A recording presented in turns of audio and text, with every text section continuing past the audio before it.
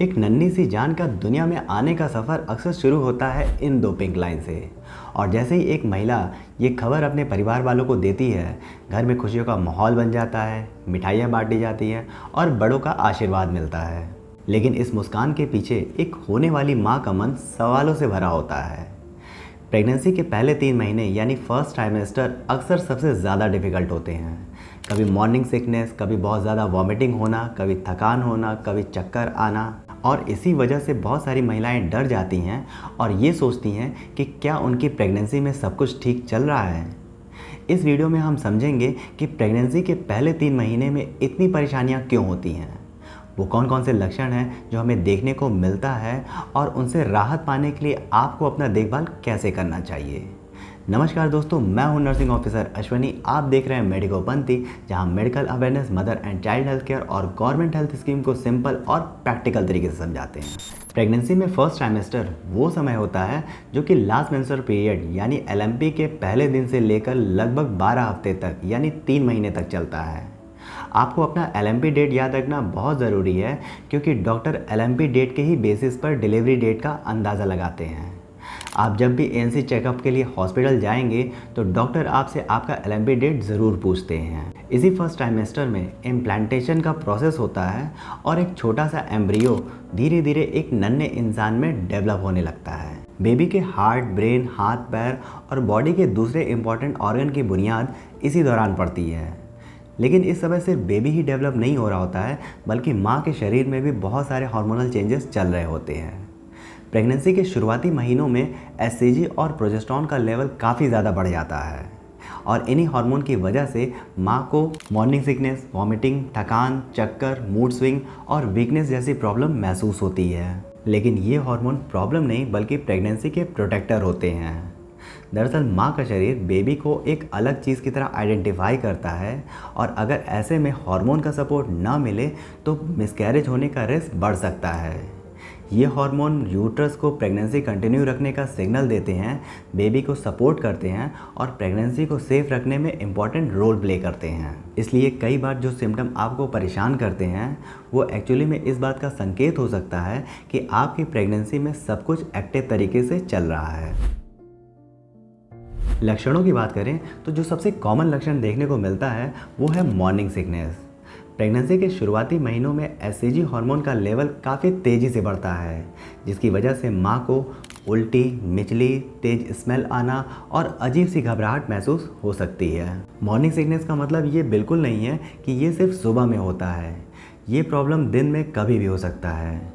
कुछ महिलाओं को खाली पेट रहने में नोज़िया यानी मिचली महसूस होती है, तो कुछ को तेज़ स्मेल जैसे कि तेल, मसाला और परफ्यूम की स्मेल बहुत जल्दी परेशान करने लगती है। लेकिन अगर आपको भी ये सिम्टम्स हो रहे हैं तो घबराने की ज़रूरत नहीं है, क्योंकि मॉर्निंग सिकनेस अक्सर प्रेगनेंसी के 4 से 9 हफ्ते के बीच में शुरू होता है और ज़्यादातर केसेस में 12 हफ्ते के बाद धीरे धीरे कम होने लगता है।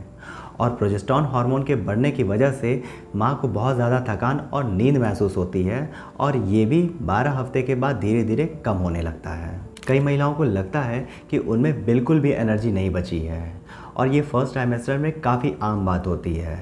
इसके अलावा बार बार यूरिन आना भी एक आम लक्षण होता है।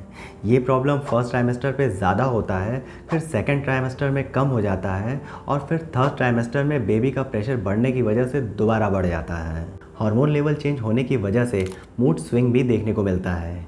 कभी बिना वजह बहुत ज़्यादा खुशी महसूस होती है तो कभी उदासी और चिड़चिड़ापन महसूस होता है। कुछ महिलाओं को कॉन्स्टिपेशन यानी पेट साफ ना होना और चक्कर आने जैसे भी प्रॉब्लम देखने को मिलती है। ये सारे सिम्टम फर्स्ट ट्राइमेस्टर में बहुत ही कॉमन होते हैं। लेकिन वॉमिटिंग बहुत ज़्यादा हो रहा है और पानी और खाना पेट में बिल्कुल भी नहीं रुक रहा है और आपको वीकनेस और डिहाइड्रेशन महसूस हो रहा है, तो इसे नॉर्मल समझ करके इग्नोर करने की गलती बिल्कुल भी ना करें। ऐसे सिचुएशन में तुरंत अपने डॉक्टर से मिलें और अपना इलाज कराएं। इन लक्षणों से राहत पाने के लिए कुछ सिंपल घरेलू उपाय और लाइफस्टाइल टिप्स बहुत इफेक्टिव होते हैं। जो सबसे पहली चीज़ आपको करनी है वो है स्मॉल फ्रिक्वेंट मील लेना, यानी एक बार में हैवी खाना खाने के बजाय हर 1-2 घंटे में थोड़ा थोड़ा करके खाते रहें। इससे न सिर्फ उल्टी और मिचली कम होगी बल्कि आपका शुगर लेवल भी स्टेबल रहेगा।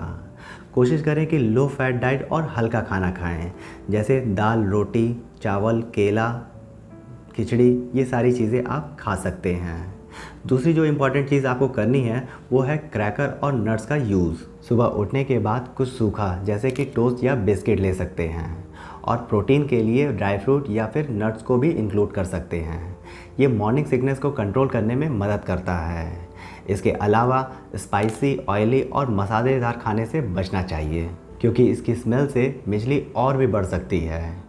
आप अदरक और नींबू का भी इस्तेमाल कर सकते हैं।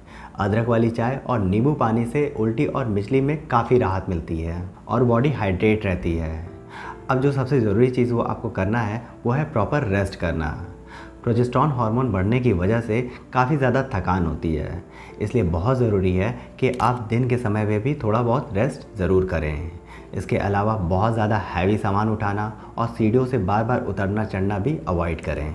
अगर आप कंफर्टेबल हैं तो सुबह या शाम को हल्की वॉक या फिर एंटीनेटल एक्सरसाइज कर सकती हैं। इससे आपको फ्रेशनेस महसूस होगी। ये सारे उपाय नेचुरल और जनरली सेफ़ होते हैं। अगर आपको किसी मेडिसिन की ज़रूरत पड़ रही है तो बिना अपने डॉक्टर की सलाह के कोई भी मेडिसिन ना लीजिए।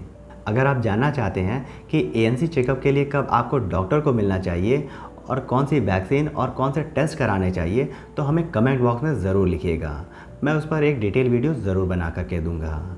अगर आपको हमारी वीडियो पसंद आई है तो वीडियो को प्लीज़ लाइक कीजिएगा और हमारे चैनल को सब्सक्राइब कीजिएगा, जिससे हमारे आने वाली वीडियो आप तक पहुँचती रहे।